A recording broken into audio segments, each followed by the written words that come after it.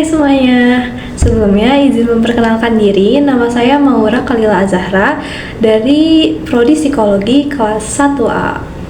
Di sini saya akan menjelaskan materi dari mata kuliah Psikologi Perkembangan, yaitu mengenai perkembangan fisik, otak, kemampuan motorik, dan perkembangan gizi anak usia awal. Yang pertama ada perkembangan tinggi badan. Tinggi rata-rata anak awal bertumbuh 2,5 inci setiap tahunnya. Lalu pada usia 3 tahun, tinggi anak sekitar 38 inci. Dan pada usia 5 tahun, tingginya mencapai 43,6 inci.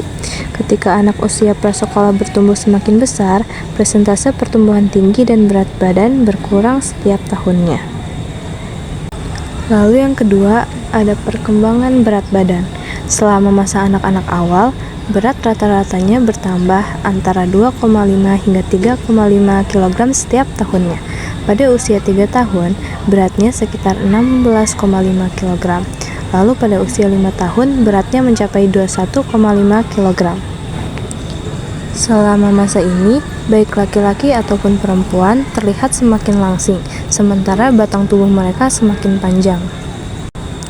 Yang ketiga ada perkembangan otak. Pada saat bayi mencapai usia 2 tahun, ukuran otak rata-rata mereka 75% dari otak orang dewasa. Dan pada usia 5 tahun, ukuran otaknya 90% dari otak orang dewasa. Pertumbuhan otak selama awal masa anak-anak disebabkan oleh pertambahan jumlah dan ukuran urat syaraf yang berujung di dalam dan di antara daerah-daerah otak. Ujung-ujung urat syaraf terus bertumbuh setidaknya hingga masa remaja. Beberapa pertumbuhan tersebut disebabkan oleh pertambahan myelination. Lalu yang keempat, keterampilan motorik.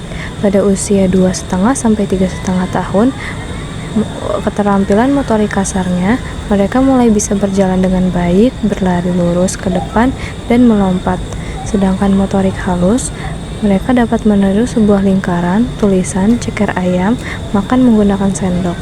Lalu pada usia 3,5 sampai 4,5 tahun, motorik kasar, mereka dapat berjalan 80% dari langkah orang dewasa, berlari 1/3 kecepatan orang dewasa, melempar menangkap bola.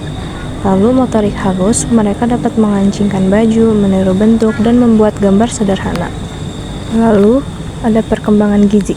Gizi merupakan salah satu faktor mutlak yang diperlukan dalam proses tumbuh kembang fisik, sistem saraf, dan otak, serta tingkat intelektualitas dan kecerdasan manusia. Untuk mencapai hasil yang menunjang tumbuh kembang anak yang optimal, pasti yang diberikan harus mengandung makronutrien dan mikronutrien. Makronutrien adalah senyawa yang dikonsumsi manusia dalam jumlah besar, terutama diklasifikasikan dalam karbohidrat, lemak, dan protein. Sedangkan mikronutrien diperkenalkan dalam jumlah kecil, dibutuhkan untuk pertumbuhan yang cukup pada usia anak-anak, yaitu air, vitamin, dan mineral.